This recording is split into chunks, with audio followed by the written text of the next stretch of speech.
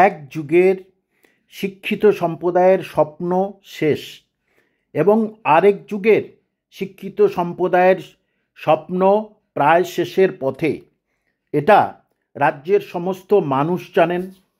আমার প্রশ্ন, কোথায় গেল সেই রাজনীতিবিদরা যারা কিছুদিন ধর্নামঞ্চে ছিলেন, কিছুদিন গলা ফাটিয়েছিলেন? কোথায় গেল রাজ্যের শিক্ষিত সমাজ ব্যবস্থা? কোথায় গেল সুশীল সমাজ, যারা যে কোনো সময় অন্যায়ের প্রতিবাদ দেখলে রাস্তায় নামতেন? কোথায় তারা? এবং শিক্ষাবিদ, বিভিন্ন সময় বিভিন্ন শিক্ষাবিদদের বিভিন্ন সমালোচনা করতে দেখেছি। তাদেরকে, যারা বঞ্চিত তাদের হয়ে কথা বলতে শুনেছি, যারা অত্যাচারিত তাদের হয়ে কথা বলতে শুনেছি। তারা কোথায়? সবচেয়ে অবাক লাগে, কোথায় সংবাদ মাধ্যম?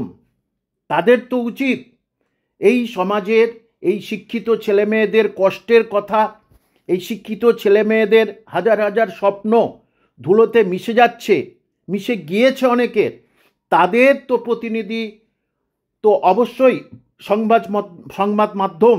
এটা তো সারা ভারতবর্ষ তথা সারা পৃথিবীর ইতিহাসে এই সংবাদ মাধ্যম তো এই সমস্ত খবরগুলো তুলে ধরেন। কিন্তু কিছু দিনের জন্যে নিজেদের হয়তোবা কোনো কিছু ইন্টারেস্টের জন্যে, আমি সবাইকে সম্মান রেখেই বলছি, কারোর পক্ষে নয়, কারোর বিপক্ষেও নয়,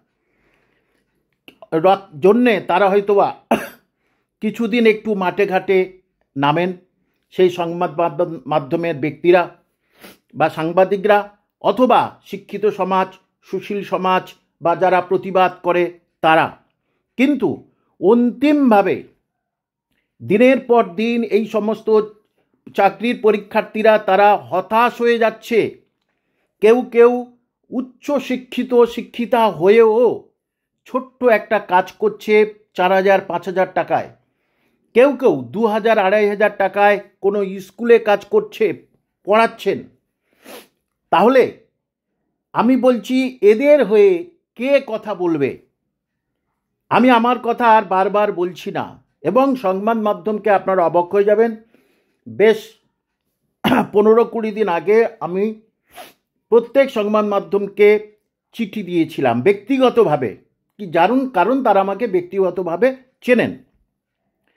তাদেরকে হোয়াটসঅ্যাপ করেছিলাম যে রাজ্যের এই শিক্ষিত ছেলেমেয়েদের এই বঞ্চনা, এই মাদ্রাসার বঞ্চনা, এই যে প্রাইমারি টেট যেটা অনেক দিন পরে হয়ে আসছে, সেটা যেন সুষ্ঠুভাবে হয়, খুব দ্রুত যেন আবার এটা তারা যেন স্কুলে ফিরে যায়।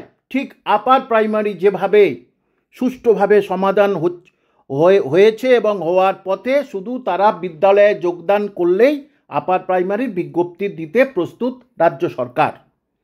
এবং তার উপরে কোর্টের একটা মামলায় দারুণভাবে ফেঁসে গেছে স্কুল সার্ভিস কমিশন, যে তাকে আর 2 সপ্তাহ বাদ আছে, 2 সপ্তাহের মধ্যে জানাতে হবে এনসিটি নিয়ম অনুযায়ী প্রতি বছর আপার প্রাইমারি টেট হওয়া উচিত, কিন্তু কেন নিচ্ছেন না? সেখানেই কিন্তু কোনো উত্তর দিতে পারবে না। এবং আমাদের একটি আশা, এই নতুন প্রধান বিচারপতি, যার প্রতি সবার একটা আস্থা আছে এবং আশা করি তিনি সুন্দর এবং সেরা রায় দেবেন, যেটা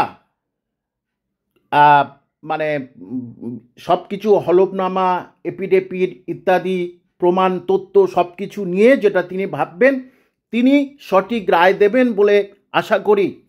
কারণ এই প্রধান বিচারপতির সম্বন্ধে অনেক কিছু শোনা যাচ্ছে, যারা বিজ্ঞ আইনজ্ঞ বা আইনবিদ তারাই বলছেন এই বিচারপতি কিন্তু এসেই অনেক কিছু পরিবর্তন করেছেন এবং এর কাছ থেকে হয়তো ভালো রায় পাওয়া যেতে পারে। রায় কার পক্ষে যাবে কার বিপক্ষে যাবে সেটা তো বড় কথা নয়।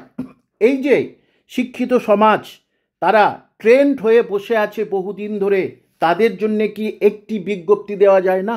এবং এটা কোর্টেও গেছিল, কিন্তু কোর্ট ঠিকভাবে এটাকে নেয়নি, কারণ সুপ্রিম কোর্টে মামলা চলছে। কিন্তু রাজ্য সরকারের যদি সদিচ্ছা থাকতো, তাহলে কিন্তু অবশ্যই এদের জন্য কিন্তু বিজ্ঞপ্তি দিতে পারত। অর্থাৎ যে শর্ট নোটিফিকেশান দিয়েছিলেন পার্থ চ্যাটার্জির আমলে, সেটা পুরোপুরিভাবে এই শিক্ষিত সমাজকে কিছুদিন সান্ত্বনা দেওয়ার জন্য ছাড়া আর অন্য কোনো কিছু নয়, অথবা ভোটের আবহে এদের মনটাকে কিছুটা নরম করার জন্য ছাড়া আর কিছু নয়।